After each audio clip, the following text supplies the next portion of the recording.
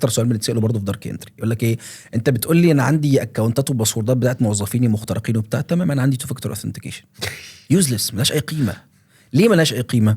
عشان ببساطه السؤال الازلي اللي دايما بنشرحه، هو انا كل مره بدخل على الفيسبوك بيطلب مني تو فاكتور اوثنتيكيشن؟ لا، ولا هي بيطلب بس مني يوزر بالباسورد. حابب اوضح حاجه بس يا ابراهيم عشان الناس هتاخد الحته دي ملوش قيمه، فاذا ما نعملوش لا يعني هو لا ما ملوش انا هوضح، ملوش بس قيمه انا في السيشن هايجاك. طريقه تفكيري مختلفه شويه في السرد يعني. يس.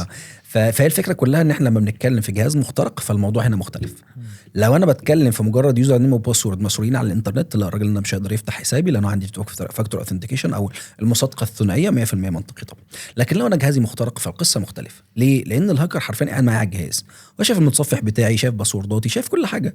فاللي الهاكر بيعمله ببساطه ايه، او اللي الفيروس بقى مع الحاجات دي بقت خلاص كلها اوتوماتيك بتحصل، هو مش محتاج يعمل ده بايده يعني.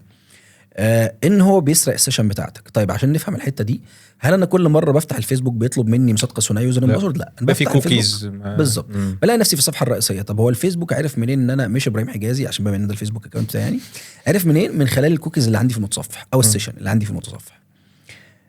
طيب فبالتبعيه ده اللي الهاكر بيعمله، هو بيستناك لما تدخل اليوزر نيم والباسورد وتدخل التو فاكتور اوثنتيكيشن كود بتاعك، يوم الفيسبوك مديك شويه سيشنز وكوكيز وارقام عشوائيه كده حاططها عندك في المتصفح بتاعك، هو بياخد الارقام دي يحطها عنده في المتصفح بتاعه، يفتح الفيسبوك يقول له اهلا بك يا مش ابراهيم حجازي، خلاص هو عارف ان هو انت. هو الكوكيز والحاجات ديت اللي بيحطها على المتصفح عشان لما تروح لفيسبوك يقول لك انت مين، فتقوم موري له الايه الكوكيز والبتاع، فانت مش محتاج تدخل اي حاجه خلاص. فهو لما ياخد الحاجات دي فيسبوك يقول له انت مين، يقول له الارقام والحاجات اهيت، انا ابراهيم حجازي، ولا اهلا يا ابراهيم، قوم فاتح له الباب. هو بالطريقه دي الفيسبوك بيعرف ان انت قبل كده عملت اوثنتيكيشن ودخلت التو فاكتور اوثنتيكيشن كود، يعني المصادقه الثنائيه والكلام ده، خلاص عرفك من خلال الكوكيز. فلو اي حد اداله نفس قيم الكوكيز هيقول لك انت ابراهيم حجازي، ما هيعرف منين برضه؟ مش هيشوف بطاقتك يعني. فهي دي الفكره. ففكره ان الاجهزه بتخترق بسبب الكراك، ساعتها مش هيفرق معاه لو جهازك مخترق، مش هيفرق معاه مصادقه ثنائيه او غيره.